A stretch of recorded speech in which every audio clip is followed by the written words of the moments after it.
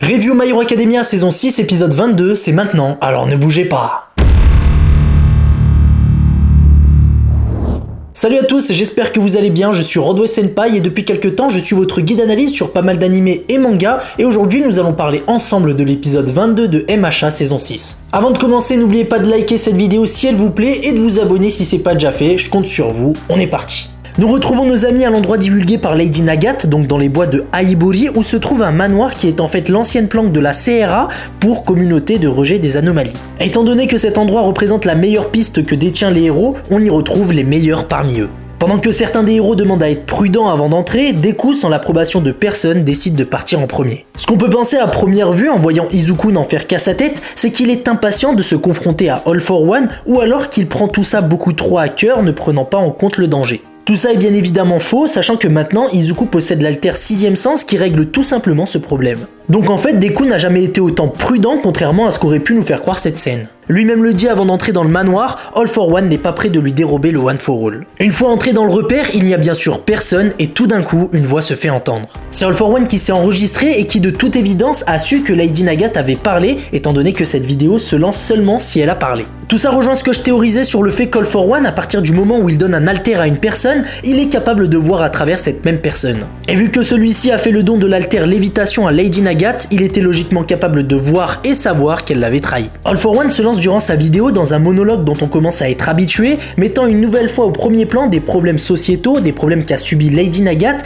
qui dû à une erreur de parcours, même si c'est difficile de dire que c'est une erreur, a quand même été catalogué comme étant un vilain. Tous ces mots font aussi bien évidemment écho à ce que vit en ce moment Endeavor qui, à cause de ce qu'on pourrait appeler une erreur de parcours comme vient de le dire All for One, est détesté par l'ensemble de la population. Ensuite, dans son discours, All for One cible Izuku Midoriya en lui disant que lui a choisi la voie de la souffrance. Il lui assure qu'il combattra sans fin et dans le désespoir le plus total. Il ajoute que lorsqu'il était incarcéré au Tartare, Deku ne quittait pas ses pensées. All Might ne l'intéresse logiquement plus car il est clair que c'est le jeune Izuku Midoriya le prochain. À la fin de sa vidéo, le boîtier explose détruisant la moindre piste sur lui. Réunis dans une sorte d'entrepôt, les héros font le bilan des événements passés. Et pendant cette réunion, un héros suggère à Endeavor de parler à tous les héros en activité du One for All et pas seulement à une petite poignée car cela leur permettra de passer tout le pays au peigne fin. De plus est, le poids de la traque de l'Alliance va de plus en plus peser sur les épaules d'Izuku et c'est pourquoi ils doivent le soutenir et cela passe par le fait d'être plus nombreux car cette tâche avec eux seulement comme héros ne sera tout simplement pas possible. Pour leur répondre, Endeavor va les informer que le héros Bar Endate a pris sa retraite il y a maintenant 3 jours.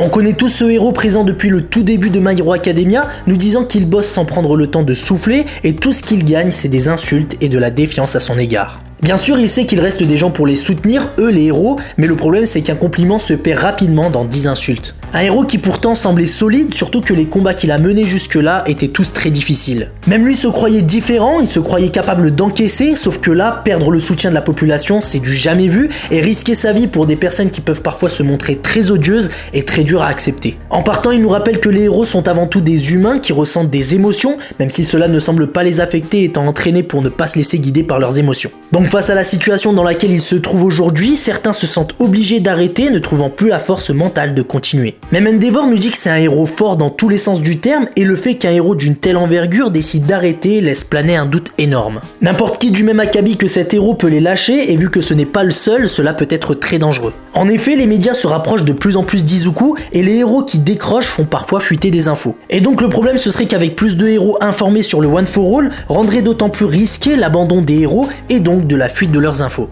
Dans cette discussion, Moon Lady va poser une question assez intéressante. Elle va demander pourquoi All for One n'ébruite pas le secret autour d'Izuku. La réponse est en réalité très simple, s'il fait ça, une mobilisation générale pour cacher des coups sera mise en place. Étant donné l'intelligence de leur ennemi, il doit le savoir et souhaite éviter ça à tout prix, surtout qu'avec les assassins qu'il a à sa disposition, il est capable de s'approcher d'Izuku. D'autant plus que cela mettrait vraiment un coup de massue sur la tête de nos héros, vu que Deku est aujourd'hui le seul à trouver des débuts de piste. Dans un silence de plomb, au vu de la gravité de la situation, on entend le téléphone d'Endeavor sonner, c'est Shoto qui veut des nouvelles étant donné qu'il était censé aider son père à débusquer Crématorium. C'est au tour du téléphone d'Aux de sonner, c'est All Might qui les appelle pour les prévenir qu'un deuxième assassin a attaqué Izuku, qu'il a d'ailleurs étalé sans problème. L'ennemi n'ayant révélé aucune info sur All for One, Deku décide de repartir, mais avant All Might lui demande de prendre à manger, ce à quoi Izuku répond qu'All Might n'a pas à s'inquiéter pour lui et qu'il est inutile de le suivre. Sur sa route, il se souvient des dernières paroles d'All for One et se convainc qu'il n'a besoin de personne. C'est vrai qu'aujourd'hui, il est aussi rapide que le All Might de l'époque.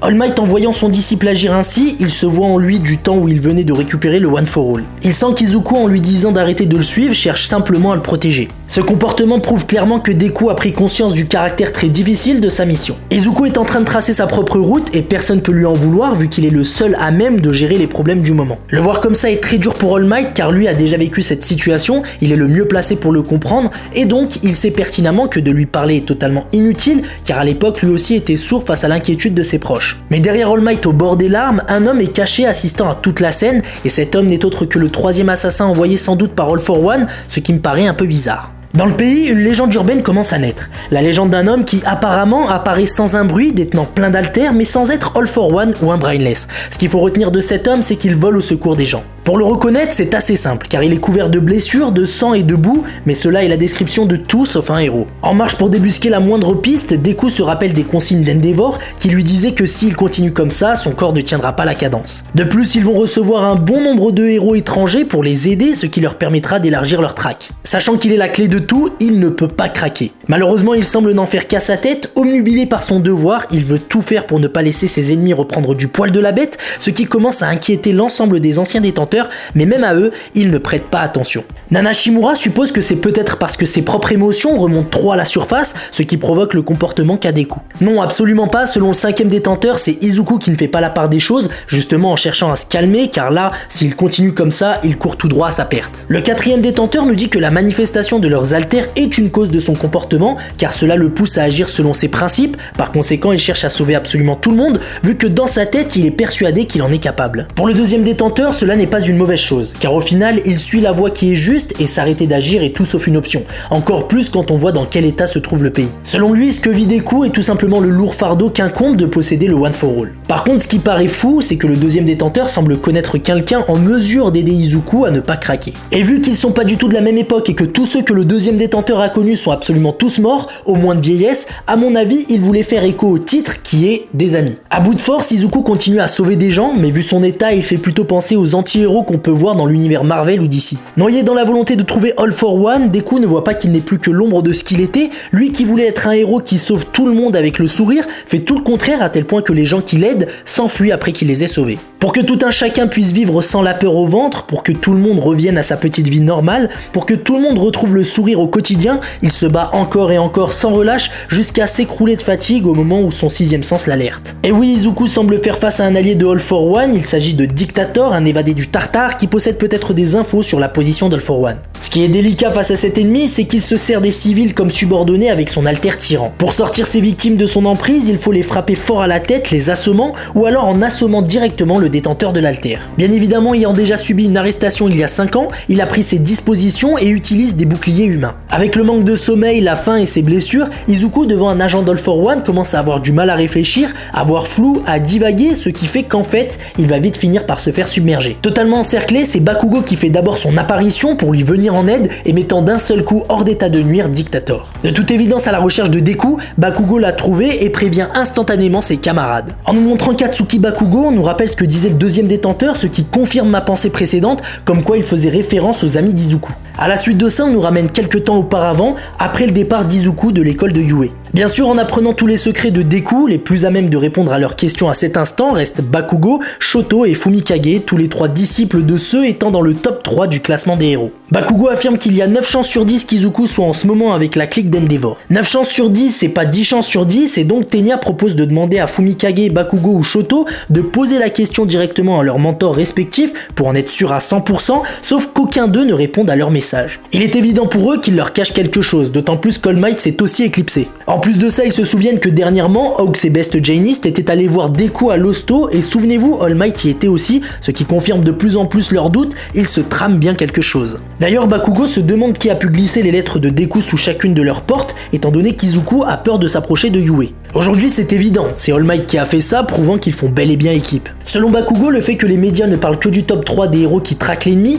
confirme clairement qu'Izuku, All Might et tous les impliqués ont probablement pris la pire des décisions possibles. Maintenant, leur objectif est de trouver un moyen d'entrer en contact avec Izuku. Ochako, très silencieux jusqu'ici, a l'air d'avoir une idée et semble vouloir forcer le destin. Ils se sont servis de leur proviseur Nezu pour attirer Endeavor à l'école. Profitant de cette occasion, Shoto va lui demander pourquoi il l'a laissé de côté, sachant qu'ils étaient censés ensemble arrêter Toya. Katsuki, lui, va leur dire qu'il comprend leur choix. Selon lui, c'était le plus logique en théorie, sachant que lui connaît beaucoup plus de choses que la plupart des gens dans cette pièce, il est vraiment le plus à même de comprendre. Mais le problème, c'est que lui connaît Deku depuis sa plus tendre enfance et va leur dire que leur plan est en fait voué à l'échec. Car d'après lui, Deku a un grain, le cerveau complètement retourné. Il sait qu'il ne pense jamais à lui, persuadé que les problèmes passeront. Il ajoute que c'est précisément avec cette attitude qu'All Might est devenu le symbole de la paix. Alors c'est donc impossible qu'All Might, dans ce genre de situation, soit capable de venir en aide ou soutenir son disciple. Bakugo assure à Endeavor que laisser ces deux personnes seules est la pire des choses à faire. En se rappelant les dernières paroles de Hawks à propos d'Izuku, Endeavor semble en quelque sorte accepter et sort le GPS dont il se servait pour localiser Deku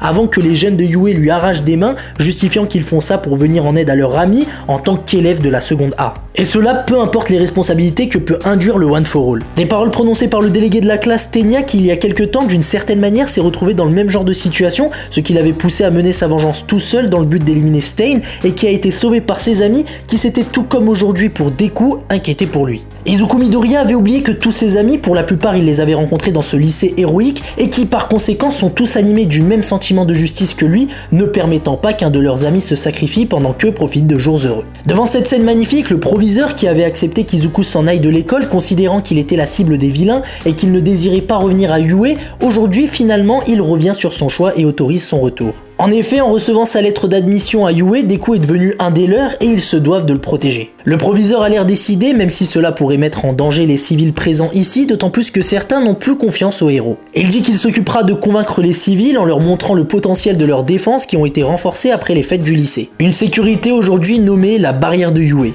À la suite de ça, le proviseur demande à ses élèves d'aller chercher celui censé être à leur côté. Et c'est comme ça que le jeune Izuku Midoriya se retrouve à ce jour devant ses amis de la seconde A. À leur vue, il leur demande gentiment de s'en aller et que s'en faire pour lui est inutile. Devant cette réponse, Bakugo va le chambrer et lui dire quelque chose de totalement vrai. Izuku leur demande de ne pas s'inquiéter car il va très bien, mais en le voyant dans cet état, ses amis ne voient qu'une personne criant à l'aide. Il leur répond qu'il fait justement tout ça pour retrouver le sourire et vivre le cœur léger devant un Tenya silencieux et à mon avis très compréhensif dans l'état psychologique où se trouve son ami. Izuku Midoriya, tout en se levant, change de ton, active son pouvoir et leur demande pour la dernière fois de s'écarter de son chemin.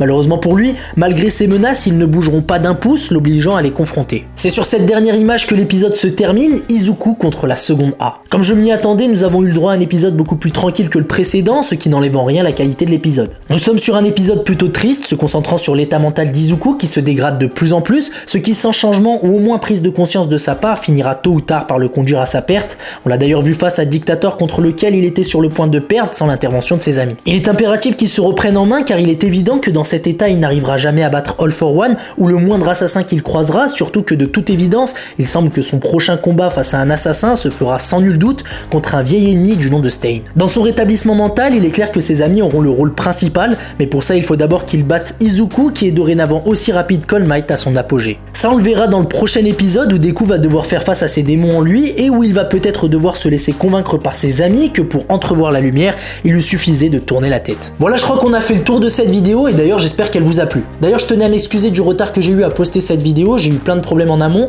Quoi qu'il en soit, je compte sur vous pour liker cette vidéo si elle vous plaît et à vous abonner si c'est pas déjà fait. Cela étant dit, on se dit à la semaine prochaine pour la review de l'épisode 23 de la saison 6 de My Hero Academia. Prenez soin de vous, allez, ciao les potes!